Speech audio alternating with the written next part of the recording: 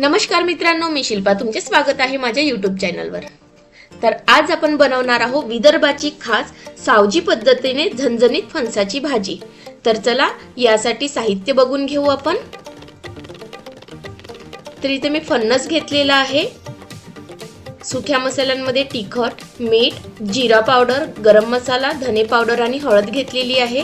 इथे कांदा घेतलेला आहे, टमाटर, आलं लसूण पेस्ट, खड्या मसाल्यांमध्ये खसखस घेतलेली आहे, खोबरं, काळे मिरे, लवंग, विलायची, मोठी विलायची, जावित्री, कलमी, शहाजिरं आणि तेजपत्ता।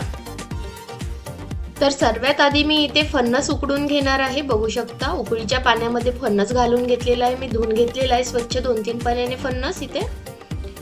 आणि त्यानंतर आपण यामध्ये अर्धा चमच मी मीठ घालून घेते आहे आणि अगदी किंचितशी यामध्ये मी हळद सुद्धा घालून घेते आहे। आणि इथे मी फणस असं बॉईल करून घेणार आहे। अगदी याला 90% मी इथे बॉईल करून घेणार आहे। आता आपले इथे फणस बॉईल होत आहे, तोपर्यंत आपण मसाले भाजून घेऊ। हे बघा इथे साईडला फणस सुद्धा आपलं शिजल्या जात आहे। तर मी ते मसाले भाजून घेते। सर्वात आधी मी ते खसखस भाजून घेणार आहे। अगदी तेल वगैरे काही न टाकता मी इथे खसखस भाजून घेणार आहे। बघू शकता खसखस भाजून झाली की मी तिला काढून घेते आहे। अगदी थोडं तेल घालत आहे मी आता कढईमध्ये आणि त्यामध्ये सर्व खडे मसाले भाजून घेणार आहे। मोठी विलायची, छोटी विलायची, कलमीचा तुकडा, तेजपत्ता, मिरे, लवंग आणि जावित्री सुद्धा। अगदी 5 ते 10 सेकंद आपल्याला हा मसाला भाजून घ्यायचा आहे, खूप भाजायचा नाहीये। त्यानंतर मी शहाजिरं घालून घेते आहे यामध्ये, ते सुद्धा अगदी 5 सेकंद आपल्याला इथे परतून घ्यायचं आहे। बघू शकता सर्व मसाले परतले की आपण काढून घेऊ।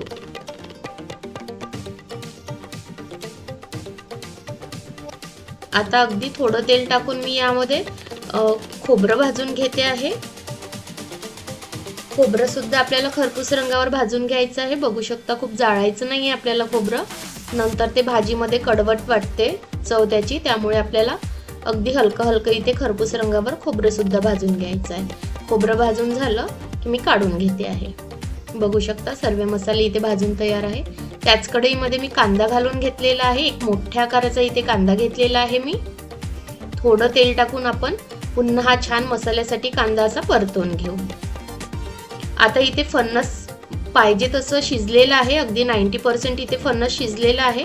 मी याला काढून यामधलं पाणी सुद्धा बाजूला करून घेते। बघू शकता इथे पाणी मी बाजूला करून घेतलेलं आहे। फणस सुद्धा आपलं शिजलेलं आहे। इथे अगदी 90% मला फणस शिजलेलं पाहिजे होतं तेवढं शिजलेलं आहे। कांदा सुद्धा आपल्याला परतून घ्यायचा आहे मसाल्यासाठी। बघू शकता या रंगावर आपला कांदा झाला की मी कांदा सुद्धा बंद करून घेते आणि थंड करून घेते।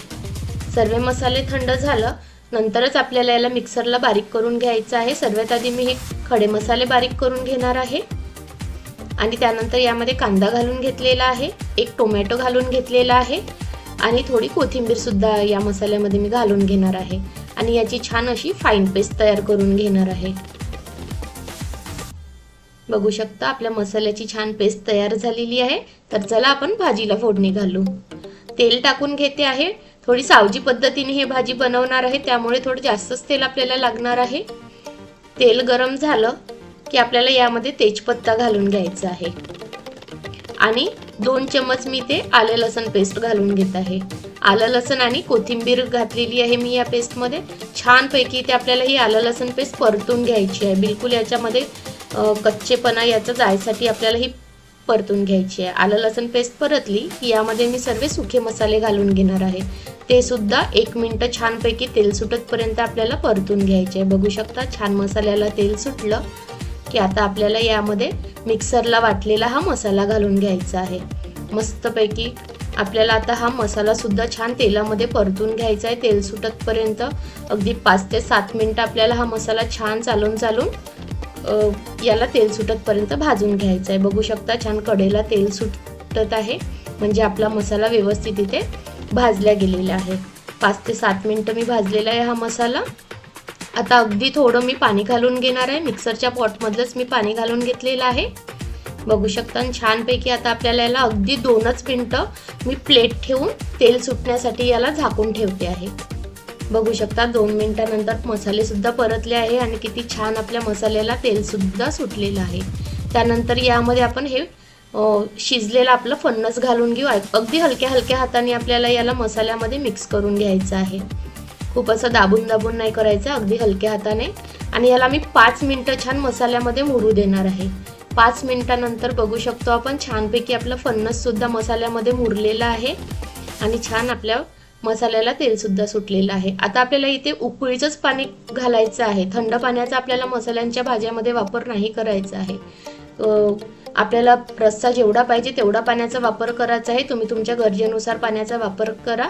मी ते 1.5 ग्लास पाण्याचा वापर केलेला आहे। मला ही कन्सिस्टन्सी बरोबर आहे भाजीला। अगदी 3 ते 4 उकळ्या आल्या की मी गॅस बंद करून घेते आणि यामध्ये कोथिंबीर घालून घेते। गरमागरम सावजी पद्धतीने झणझणीत आपली फणसाची भाजी बनवून तयार आहे। तुम्ही नक्की बनवा या पद्धतीने भाजी आणि मला कमेंट करून सांगा कशी झाली ती। तुमचा अमूल्य वेळ दिल्याबद्दल खूप खूप धन्यवाद।